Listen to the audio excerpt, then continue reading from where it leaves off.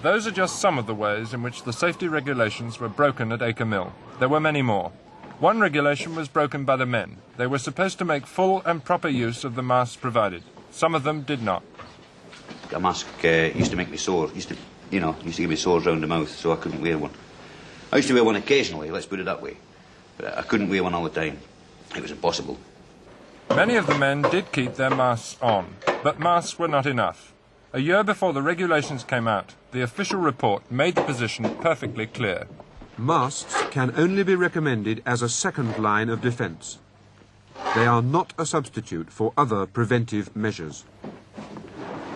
There wasn't much use, really, because it was what you might call a standard size. Anybody with a full face, well, they was all right, more or less, because they could fill the mask out. But the likes of me, what was a bit thin-featured, well, you could get your fingers down, side of each nostril. Didn't fit the face closely, you mean? No, not at all.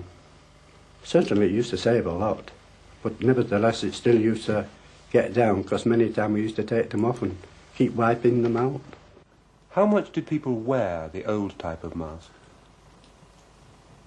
Well, they were so heavy and clumsy, a lot of people wore them round the neck rather than round the mouth. When they wore them over their mouths, did they keep the dust out? As far as I know, I always wore mine, but the dust must have got through somehow. They had a filter underneath, and we could change those and replace them. And when we took them out, they were all caked, and inside the mask, and all your face used to get sweaty, and it was all stuck to your face as well. Did you think that the masks might have been given you because the dust was dangerous? No, I don't think the danger aspect ever entered my head. Why do you think the masks had been given you? Just for the amount of dust what was flying about, just to eliminate most of it. Even for those who did wear masks, Acre Mill was a dangerous place. Over the years, Cape did spend tens of thousands of pounds on modernising the mill, but breaches of the regulations persisted. The illegal process of hand strickling went on until 1962. The warehouse remained badly ventilated until 1969, and we have found that Hessian sacks were used right up to 1966. After that, Cape finally switched over to bringing in most of their asbestos in paper-lined, dust-proof sacks. World in Action has only researched this one factory, but throughout Britain, asbestosis is a growing problem. In 1960, 29 new cases were diagnosed. By 1969, the figure was over 4 times as many. For several years, medical experts have been calling for greater attention to this question and its consequent human and legal problems. What sort of washing do you do? Just the light stuff. Why don't you do the rest? Well, it's too heavy for me. You get too exhausted with the weight and walking. Which pulls on my chest and makes me heavy breathing. How long is it going to go on for? As far as I know, I'm written off. What do you mean, written off? Well, I don't think I'll work again. How do you feel about Only that? a part-time, maybe able to do a small part-time job. But it'll be the heaviest job I'll be able to do is lifting feather pillars. How do you feel about that? Well, I don't feel so good, but it'll have to be done sometime. What else do you do all day? Sit and read, brew pots of tea. Nothing else I can do.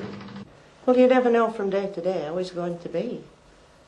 One day he can look champion, he can feel champion, and within a few hours he can just be as rough again, you know.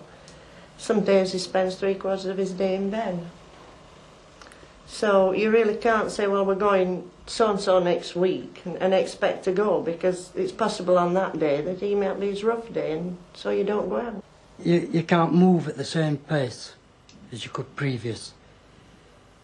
Same as me, it's making me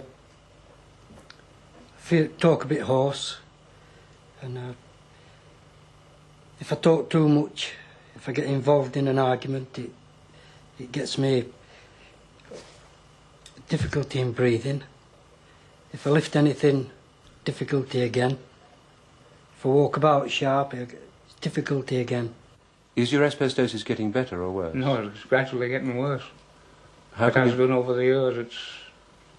It's gradually got worse from one year to another.